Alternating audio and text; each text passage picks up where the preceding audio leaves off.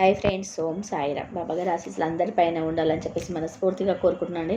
అందరూ కూడా సుఖంగా, సంతోషంగా, ఎప్పుడు కూడా ఆనందంగా ఉండాలని చెప్పేసి ఆ బాబాగారి తరఫున నేను కూడా మనస్ఫూర్తిగా కోరుకుంటున్నాను. ఈరోజు బాబాగారు అందించే సందేశం ఏంటి అంటే కనుక, తల్లి 1 కిలో స్వీట్లు అనేటివి సిద్ధపరచుకో.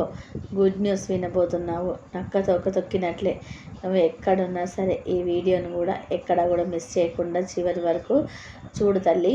ఈ వీడియోను ఓపెన్ చేసి చూడు తల్లి అని చెప్పేసి ఏదో తెలియని సందేశాన్ని ఈరోజు బాబాగారు మనకు అందించారండి, మన ముందుకు వచ్చారు. మరి బాబాగారు ఏ సందేశం అందించినా కూడా అది మన భవిష్యత్తుకు పునాది అని చెప్పి మనందరికీ కూడా తెలిసిన విషయమే కదా. మరి ఎవరికైతే బాబాగారి మీద పూర్తి నమ్మకం, విశ్వాసాలు ఉంటాయో వారందరూ కూడా ఈ వీడియోని కూడా ఎక్కడ కూడా స్కిప్ చేయకుండా చివరి వరకు చూడండి. ఈ వీడియోకి ఒక చిన్న లైక్ ఇవ్వడం మాత్రం అస్సలు మర్చిపోవద్దు. కింద కామెంట్ సెక్షన్లో ఓం సాయిరామ్ అని టైప్ చేయడం మాత్రం మర్చిపోవద్దు. ఇక బాబాగారి సందేశం ఏంటో ఇప్పుడు తెలుసుకుందాం తల్లి. 1 కిలో నువ్వు కూడా స్వీట్లు సిద్ధపరచుకో. ఎందుకంటే ఒక గుడ్ న్యూస్ అనేది నువ్వు వినబోతున్నావు బిడ్డ. నిజంగా ఈ అదృష్టం అనేది దక్కాలి అంటే రాసిపెట్టి ఉండాలమ్మా అని చెప్పి బాబాగారు అయితే మనకు చెప్పాలనుకుంటున్న విషయం ఏంటంటే కనుక, తల్లి నీ మనస్తత్వం అనేది ఏ విధంగా ఉంటుంది అంటే కనుక చాలా అంటే చాలా మంచిదని తల్లి. నువ్వు ఇంత మంచిదానివి కాబట్టే నా భక్తురాలిగా నీవింపబడ్డావు. నీ మనసులో ఎప్పుడు కూడా నీ ఆలోచన ఏ విధంగా ఉంటుంది అంటే, అందరూ బాగుండాలి బాబా, అందులో నేనుండాలి అని చెప్పి అనుకుంటూ ఉంటావు. కాకపోతే ఎప్పటికప్పుడు కూడా భయపడిపోతూ ఉంటావు తల్లి. ప్రతి చిన్నదానికి కూడా భయపడిపోతూ ఉంటావు. ఇదే నీలో ఉండే బలహీనత. కాబట్టి ఇప్పటి నుంచి నువ్వు దేనికి కూడా భయపడకూడదు. ప్రతి దానికి కూడా చాలా అంటే చాలా ధైర్యంగా ఉండాలమ్మా. ఎందుకంటే నువ్వు అనుకున్న సమస్యలు, నువ్వు కోరుకున్న కోరికలు, నువ్వు తప్పకుండా తీరాలని చెప్పేసి అనుకుంటున్న కష్టాలు ఏవైతే ఉన్నాయో అవన్నీ కూడా తీర్చేసి నీ కష్టాలను, కోరికలు అన్నీ కూడా గట్టెక్కించడానికి ఈ బాబా ఉన్నారు అని చెప్పి నువ్వు నమ్ముతావు కదా. నమ్ముతావు తల్లి, నాకు తెలుసు. నువ్వు ఎంతో నన్ను నమ్ముతావు. ప్రతి కష్టాన్ని, నష్టాన్ని, దుఃఖాన్ని, భారాన్ని అన్నింటినీ కూడా బాబా నువ్వే చూసుకో నాయన. అన్ని భారాలు, బరువులు, బాధ్యతలు నీకే అప్పచెప్తున్నాను. నేను ప్రశాంతంగా ఉండాలి అనుకుంటున్నాను అని చెప్పేసి ఎప్పటికప్పుడు కూడా నాతో ఈ వార్తని అందిస్తూనే ఉంటావు. కాకపోతే మళ్ళీ భయం నీలో అల్లుకుంటుంది. నేను బాబాకి చెప్పాను సరే, బాబాను నమ్ముకున్నాను సరే, నిజంగా ఈ కష్టము, ఈ కోరికలు, ఈ బాధలు ఇవన్నీ కూడా తీరుతాయా? నిజంగా నేను కోరుకున్న జీవితం నాకు దక్కుతుందా అని చెప్పి ఎప్పటికప్పుడు కూడా అనుమాన పడిపోతూ ఉంటావు. ఎందుకు తల్లి నీకు ఇంత అనుమానం? ఎందుకు? నువ్వు కోరుకున్న వాటిలో ఇప్పటికే చాలా వరకు కోరికలు నేను తీర్చేశాను కదా. నీ కోరికలన్నిటివి, నీ సమస్యలన్నిటివి తీరకుండా అలాగే ఉంటున్నాయి అంటే దానికి ఏకైక కారణం ఒకటే తల్లి, నీ యొక్క కర్మ ఫలితాలు మాత్రమే. ఆ యొక్క కర్మ ఫలితాలు అనేటివి ఏ విధంగా ఉంటాయో నీ యొక్క కర్మ ఫలితాలు కూడా ఆ విధంగానే జరుగుతాయి. కాబట్టి దేనికి కూడా నిరాశ చెందకు. ఏదైతే నీకు దక్కుతుందో అదే నీ యొక్క భాగ్యం అని చెప్పి, నీ జన్మకు దక్కిన అదృష్టం అని చెప్పేసి సంతోషపడు. అయితే నిజంగా నా కోసం 1 కిలో స్వీట్లు అనేవి తీసుకొచ్చి పెడతావా తల్లి? ఎందుకంటే ఇకపై నీ కర్మఫలాలన్నీ కూడా పూర్తిగా ముగిసిపోతున్నాయి. నువ్వు పట్టిందల్లా కూడా బంగారం కాబోతుందమ్మా. అవును తల్లి, నేనేమి నీతో జోకులు చేయటం లేదు, నిజంగానే మాట్లాడుతున్నాను. నీ యొక్క గ్రహాల స్థితులు అన్నీ కూడా అనుకూలంగానే మారబోతున్నాయి. నీ యొక్క ఏలినాటి శని ప్రభావం అనేది పూర్తిగా వెళ్ళిపోయింది. కాబట్టి ఇకపై నువ్వు వినబోయే న్యూస్లన్నీ కూడా, వార్తలన్నీ కూడా కేవలం గుడ్ న్యూస్లే తల్లి. నువ్వు నీ యొక్క పనులన్నీ కూడా జరగడానికి, నీ కష్టాలు తీరడానికి, నీ కోరికలన్నీ కూడా నెరవేర్చుకోవడానికి ఎన్నో రకాల ప్రయత్నాలు అనేటివి చేస్తూ ఉంటావు. చాలా కష్టపడిపోతుంటావు. పగలనక రేయనక నీ కష్టాలన్నీ కూడా నేను గమనిస్తూనే ఉన్నాను. ఒక్కదానివే గదిలో కూర్చొని ఏడ్చిన రోజులెన్నో, సంతోషంగా గడపాలని చెప్పి అనుకున్న రోజులెన్నో. అవును కదా. ఎన్నిసార్లు నా నామాన్ని జపిస్తూ ఉంటావు బిడ్డ. నువ్వు ఇన్నిసార్లు నా నామాన్ని జపిస్తున్నావు కాబట్టే నీ మంచి చెడు దుఃఖం బాధ అన్నింటినీ కూడా ఆలకిస్తూ ఉండి నీ కోరికలన్నీ కూడా తీర్చడానికే ఈరోజు నీ ముందుకు వచ్చి నిన్ను స్వీట్లు సిద్ధపరచుకో అని చెప్తున్నాను తల్లి. ఎందుకంటే తల్లి, నువ్వు ఒక చిన్న మాట చెప్పాలి, జాగ్రత్తగా విను. నువ్వు అందరినీ బాగుండాలి అని చెప్పి అనుకుంటావు, అందరు బాగుండాలి అనుకుంటావు, అందులో నేను కూడా ఉండాలని అని చెప్పి అనుకుంటావు. ఇది ఏమాత్రం కూడా తప్పు కాదు తల్లి. కానీ అందరినీ కూడా ఎందుకమ్మా అంత గుడ్డిగా నమ్మేస్తావు? ఇప్పటి వరకు నీ ఎదుగుదలను చూసి నువ్వు ఏదైనా కానీ ఒక పని చేస్తుంటే ఆ పనిలో నీకు ధనం వస్తుంది అని చెప్పి ఆ ధనం తీసుకొని నువ్వు పొగరుపోతున్నావు అని చెప్పి ఎవరైతే ఇప్పటి వరకు నీ యొక్క ఎదుగుదలను చూడలేని నీ శత్రువులు ఎవరైతే ఉన్నారో వారి పంజాలని బతుకుతూ ఉన్నావు. వారితో శభాష్ అని చెప్పించుకోవడానికి ఎన్నో రకాల ప్రయత్నాలన్నిటివి చేస్తున్నావు. ఒక్క విషయం గుర్తుపెట్టుకో తల్లి. ఎందుకంటే ఎప్పుడైనా కానీ కడుపులో లేని శ్రద్ధ అనేది కాళ్ళ మీద పడినా కూడా రాదు. అర్థమైంది కదా? కాబట్టి కడుపులో లేని శ్రద్ధను కడుపులో లేని శ్రద్ధను నా మీద చూపించు అని చెప్పి ఎవరిని కూడా అడుక్కోకూడదు. ఎందుకంటే అలా అడిగితే దానికంటే ఇంకా బుద్ధి తక్కువ పని ఇంకా మరొకటి ఉండదు అని చెప్పి చెప్పుకోవచ్చు అన్నమాట. కాబట్టి ఇకపైన కానీ ఎవరిని ప్రేమను నువ్వు ఆశించకు, ఎవరి నుంచి కూడా దేన్ని కూడా ఆశించకు. ఒక మనిషి భూమి మీద సంతోషంగా బ్రతకాలి అంటే, ఆనందంగా ఉండాలి అంటే ఎవరి ముందు చెయ్యి చాపకూడదు అని ఈ నిజాన్ని గమనించిన వారే ప్రతిరోజు కూడా సంతోషంగా ఆనందంగా జీవితంలో గడుపుతారు. కాబట్టి ఎప్పుడు కూడా నీ పగవారు ఎవరైతే ఉన్నారో వారి గురించి నీకు ఇప్పటికీ చాలా అంటే చాలా సార్లు తెలియపరిచాను. ఎన్నిసార్లు తెలియపరిచినా కూడా నీ మనసులో నువ్వేమనుకుంటున్నావు అంటే, బాబా వాళ్ళెవరు నాకు తెలుసు, నా నాశనాన్ని కోరుకునేవారు, నా బాగోగులు కోరుకునేవారు, నేను చచ్చిపోతే నవ్వుకునేవారు, నేను కన్నీటిని పెడుతుంటే తమాషాలు చూసేవారు ఎవరో కూడా నాకు బాగా తెలుసు. కానీ ఈ సమాజంలో వారు నా వెనక ఉంటేనే నాకు విలువ వస్తుంది బాబా, వారు లేకుండా నాకు విలువ ఎలా వస్తుంది బాబా అని చెప్పి ప్రతిసారి కూడా నన్ను ప్రశ్నిస్తూనే ఉన్నావు. అవునమ్మా, నువ్వు నిజంగా ఇప్పుడు మాట్లాడిన మాట వాస్తవమే కావచ్చు, కానీ అది అందరి విషయంలో కాదు అని చెప్పి గుర్తుపెట్టుకో. పదే నువ్వు నలుగురిలోకి వెళ్ళినప్పుడు వారు నా వెన్నంటే ఉండి నాకు విలువ అని చెప్పి నువ్వు అనుకుంటున్నావు కదా. నీకు ఒక మాట చెప్పేదా, నలుగురిలోకి వెళ్ళినప్పుడు నీ విలువ కాపాడాలి అని చెప్పి అనుకునేవారు నీతో ఎందుకు పలకకుండా ఉంటారు?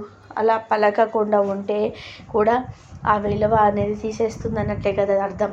4 గోడల మధ్య నీతో ఏ విధంగా ఎవరు ప్రవర్తిస్తున్నారో అదే నిజం అని గుర్తుపెట్టుకో.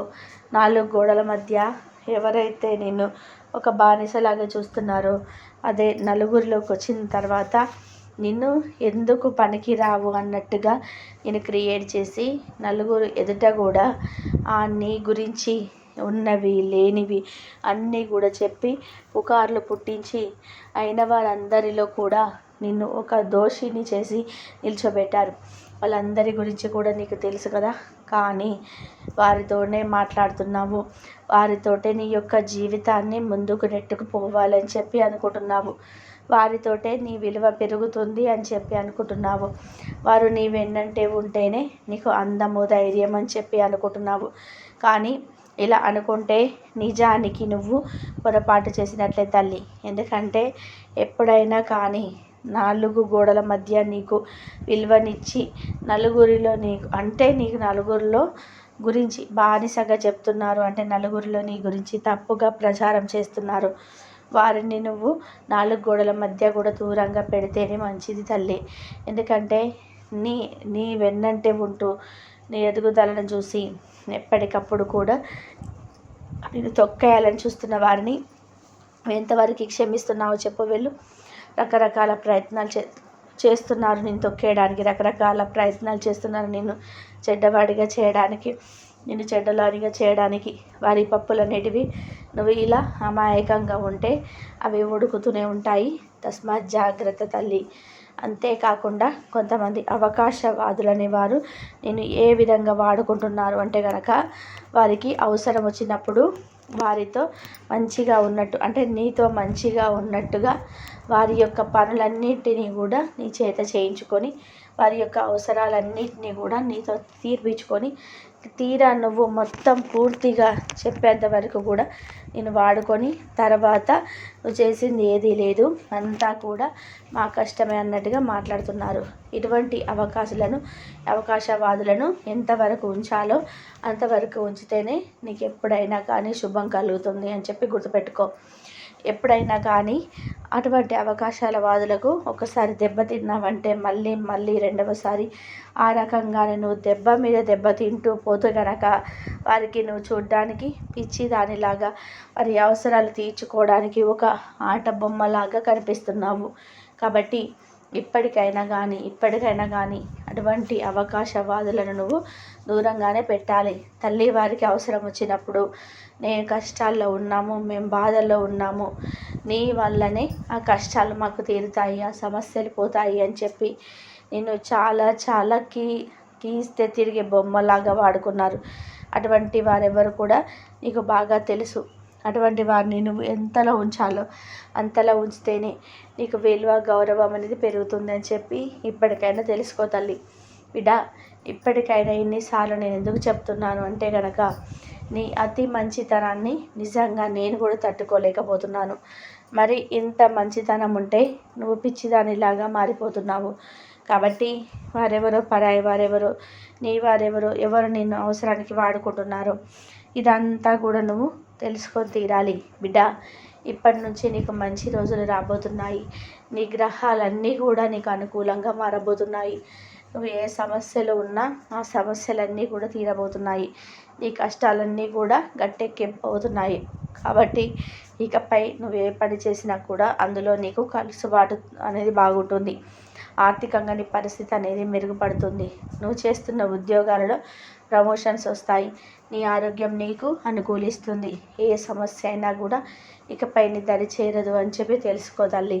కాబట్టి ఇప్పటి నుంచి నువ్వు ఏదైనా కొత్తగా ఒక పనిని మొదలు పెట్టాలనుకున్నా కానీ, కొత్తగా వ్యాపారం చేయాలనుకున్నా కానీ, కొత్తగా బిజినెస్లు స్టార్ట్ చేయాలనుకున్నా కానీ ఖచ్చితంగా నువ్వు స్టార్ట్ చేసుకో తల్లి. ఎందుకంటే ఇకపై నీకు అన్నీ కూడా మంచి రోజులు. అందుకే నేను సీట్లు సిద్ధపరచుకోమన్నాను. ఇప్పటి వరకు నేను పట్టి పీడిస్తున్న ఏలినాటి శని అనేది నేను నుంచి పూర్తిగా వెళ్ళిపోయింది. నీకు అన్ని ఆర్థిక పరిస్థితులు అనుకూలంగా మారబోతున్నాయి. గ్రహాల అనుకూలత నీకు మంచిగా ఉంది. కాబట్టి నువ్వు పట్టిందల్లా కూడా బంగారం అవుతుంది తల్లి.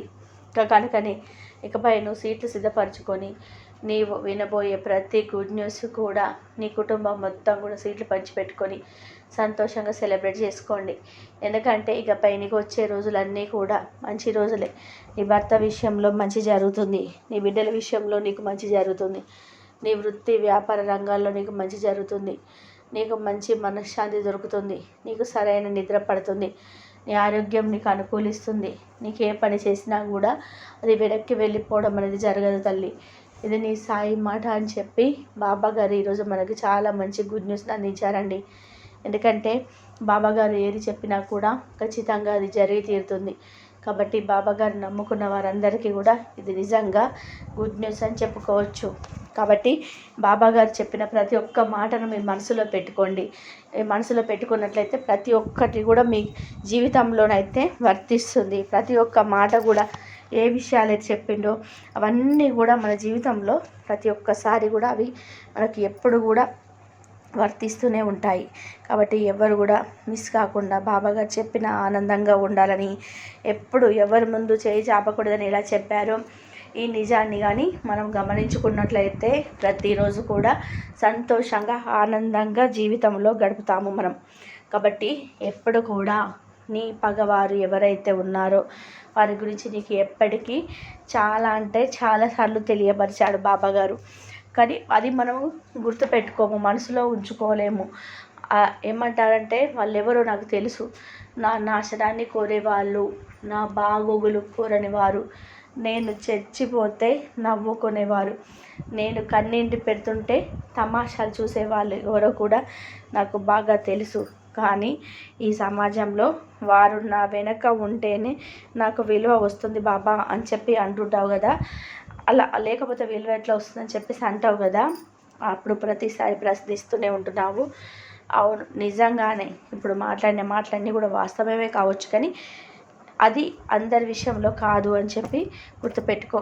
పదే పదే నువ్వు నలుగురిలోకి వెళ్ళినప్పుడు వారు నా వెన్నంటే ఉండి నాకు విలువ అని చెప్పి నువ్వు అనుకుంటున్నావు కదా. నీకు ఒక మాట చెప్పేదా, నలుగురిలోకి వెళ్ళినప్పుడు నీ విలువ కాపాడాలి అని చెప్పి అనుకునేవారు నీతో ఎందుకు పలకకుండా ఉంటారు చెప్పు. అలా పలకకుండా ఉంటే కూడా ఆ విలువని తీసేస్తున్నట్టే కదా. అది నువ్వు గుర్తుపెట్టుకో బిడ్డ. నలుగురి మధ్య నీకు ఏదైతే ప్రవర్తిస్తున్నారో అదే నీకు నిజం అని గుర్తుపెట్టుకో. ఇదండి ఈరోజు వీడియో. ఈ వీడియో కనుక మీకు నచ్చినట్లయితే ప్లీజ్ లైక్ చేయండి, షేర్ చేయండి, సబ్స్క్రైబ్ చేయండి. మరొక మంచి వీడియోతో మళ్ళీ కలుద్దాం. అందరూ బాగుండాలి, అందరిలో మనం ఉండాలి. సర్వేజన సుఖినో భవంతు. ఓం